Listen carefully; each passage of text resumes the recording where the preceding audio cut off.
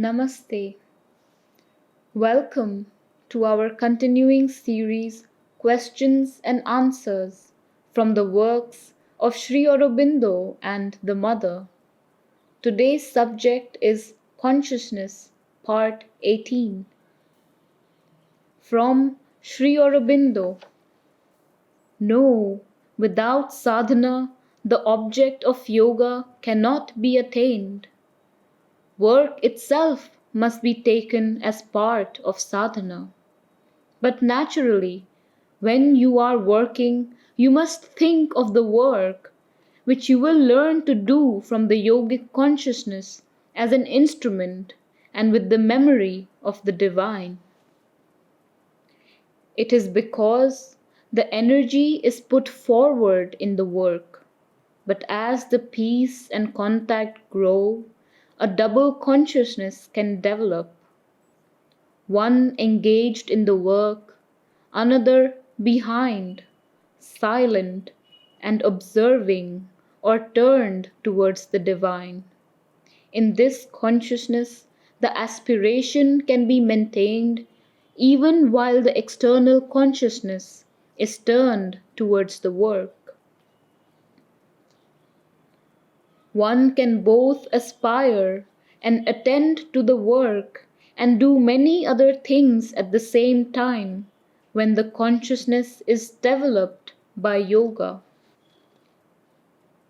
If one feels a consciousness not limited by the work, a consciousness behind supporting that which works, then it is easier.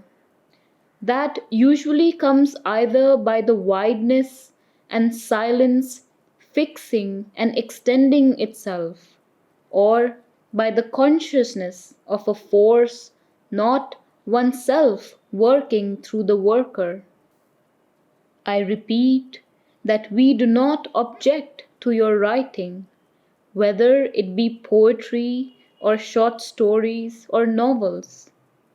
What we felt was that this kind of total absorption and possession by it was not good for your spiritual condition, and that it put a lesser thing in front, even occupying the whole front of the consciousness for most of the time, instead of putting it in its proper place in a sound spiritual harmony. You can try writing a novel if you like.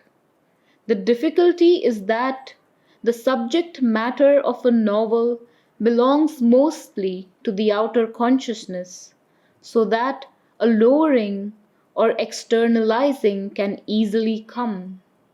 This apart from the difficulty of keeping the inner poise when putting the mind into outer work.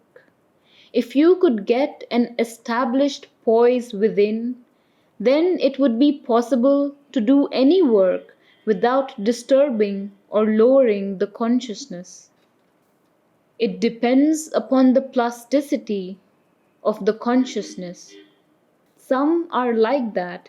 They get so absorbed they don't want to come out or do anything else. One has to keep a certain balance by which the fundamental consciousness remains able to turn from one concentration to another with ease.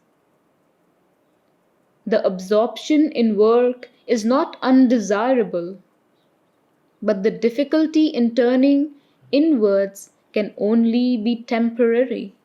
A certain plasticity in the physical consciousness, which is sure to come, makes it easy to turn from one concentration to another.